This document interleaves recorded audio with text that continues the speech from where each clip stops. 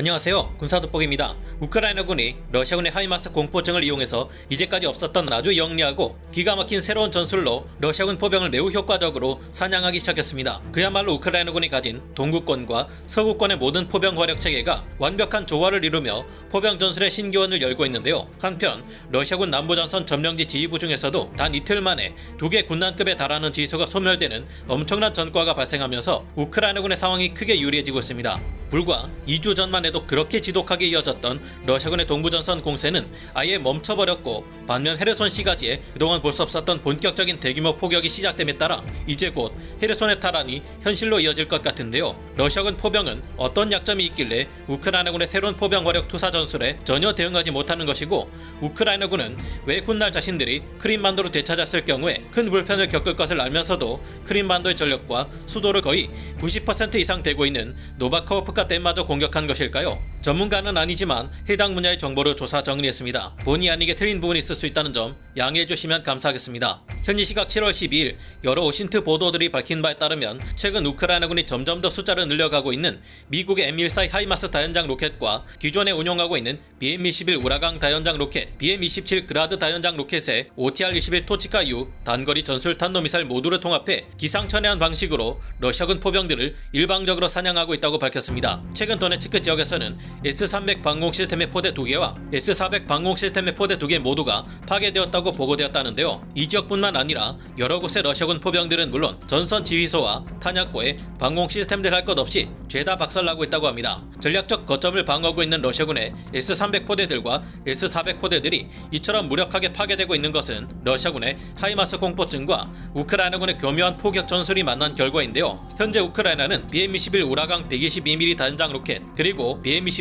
220mm 그라드 다연장 로켓, 토치카-U 전술 탄도미사일과 같은 소련제 다연장 로켓 장비들 및 공격 미사일들을 서방에서 들어온 M14 하이마스와 조합해 통합된 하나의 태스크포스를 구성해 운영하고 있습니다. 우크라이나군은 러시아군과 대포병전을 벌일 때 먼저 정확도가 떨어지고 중요도 또한 낮은 BM-21 우라강 다연장 로켓과 BM-27 그라드 다연장 로켓을 먼저 쏴보냅니다. 그럼 이에 대응하는 러시아군 포병들이 우크라이나군의 하이마스 공격이 시작되었다, 위치를 찾아내 격퇴해라 하며 대포병 레이더를 가동하는 동시에 방공자산을 가동시키는데요. 그냥 우크라이나군 쪽에서 뭐라도 하나 날아오면 죄다 하이마스 공격이라 여기고 반격하는 것입니다. 이렇게 하면 러시아군의 대포병 레이더에서는 강력한 전파가 발생하기 때문에 우크라이나군이 러시아군 대포병 레이더와 러시아 포병들의 위치를 정확히 알 수 있게 됩니다. 러시아군이 BM-21과 BM-27이 하이마스인 줄 알고 열심히 찾아다니며 파괴하려 애를 쓰는 동안 우크라이나군은 진짜 하이마스와 토치카-U 전술 탄도미사일로 정확히 파악된 러시아군의 방어진지와 포병들, 그리고 대포병 레이더의 위치에 정밀 포격을 가하는데요. 하이마스에 대한 극도의 두려움을 가진 러시아군이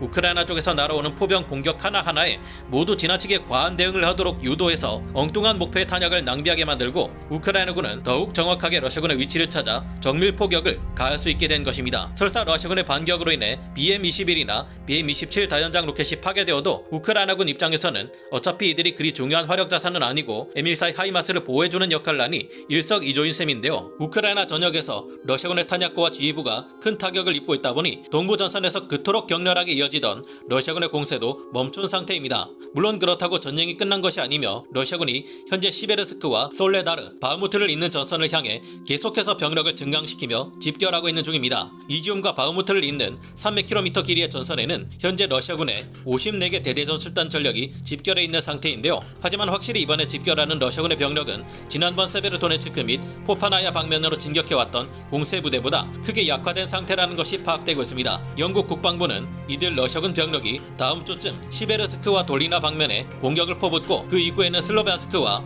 크라마토르스크를 향해 진격할 계획인 것으로 추측하고 있는데요. 이에 따라 남부 전선에서는 우크라이나군이 헤르손을 집중 공격하고, 동부 전선에서는 러시아군이 돈바스 북부 지역을 공격할 것이 예상되는 상황이라 양측 서로가 상대를 향해 강펀치를 날리는 장면이 전개될 듯한데요. 그동안 우크라이나군의 활약에 의해 수십 톤 단위의 러시아군 탄약고가 날아가 버렸기에 공세 역량이 크게 떨어져 버린 상태입니다. 그래서 우크라이나군의 피해는 이제까지처럼 크지 않을 것이고, 양측의 공격이 오간 후 더 큰 피해를 입는 것은 러시아군 쪽이 아닐까 조심스레 추측해보게 되는데요. 왜냐하면 최근 있었던 남부전선의 우크라이나군 대공세에서 러시아군이 너무나도 큰 치명적 피해를 입었기 때문입니다. 최근 남부전선의 주민 주민들에게 피난령을 내린 우크라이나군 공세부대가 완전히 작심하고 공세를 시작했다는 것을 카우프카 댐마저 공격한 최근 사건에서 확실히 느낄 수 있습니다. 드네프르 강의 북쪽과 남쪽은 워낙 강의 폭이 넓어서 도하작전을 벌이기에 적합하지 않고 오로지 두 개의 다리를 이용해야만 강을 건너 남쪽으로 내려갈 수 있는데요. 두 개의 다리 중에서도 노바 카우프카 쪽으로 이어지는 카우프카 댐은 개전 이후 지난 4달 동안 러시아군도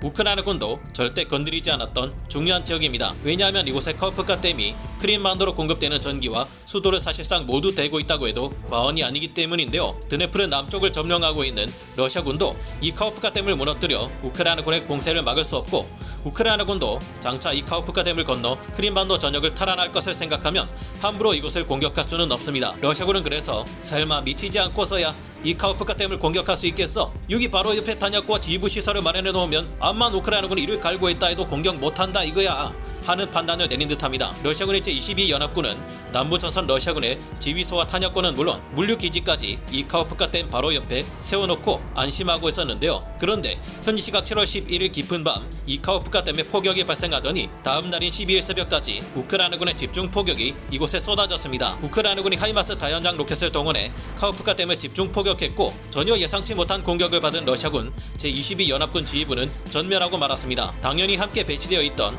유류고 및 탄약고까지 모조리 박살이 나버렸고, 카우프카 댐이 파괴되는 바람에 이제 크림반도에는 전기와 물이 공급될 수 없는 상황이 발생했는데요. 우크라이나군은 카우프카 댐이 파괴될 경우 훗날 이곳을 탈환했을 때 문제가 되겠지만 지금 당장 남부전선의 러시아군을 제압하는 게 더 중요하다고 생각한 것으로 보입니다. 그도 그럴 것이 현재 러시아군의 보급로는 딱 2개만 남아있는 상황인데 그중 하나가 러시아 본토에서 크림반도로 이어지는 케르치 대교입니다. 이 케르치 대교의 철로가 끊겨버릴 경우 러시아군 전체의 보급은 그야말로 끝장나는 것이나 다름없는데요. 이번 우크라이나군의 카우프카 댐 공격으로 인해 러시아군에서는 제22연합군의 참모장인 아텐 나스블린 소장 그리고 다른 수십 명의 지휘부 인사들이 전사했다고 합니다. 이로 인해 앞으로의 전투 수행에 막대한 차질이 생길 것이 예상되는데요. 뿐만 아니라 크림반도로 이어지는 전력과 물의 공급이 중단되어 버렸으니 크림반도를 통해 올라오는 러시아군 보급도 더욱 어려워질 전망입니다. 이 때문에 앞으로 이어질 우크라이나군의 남부전선 대공세에 맞설 힘을 러시아군은 갖추지 못할 상황에 놓여 있습니다. 헤르손 전선의 러시아군 주력이라 할 수 있는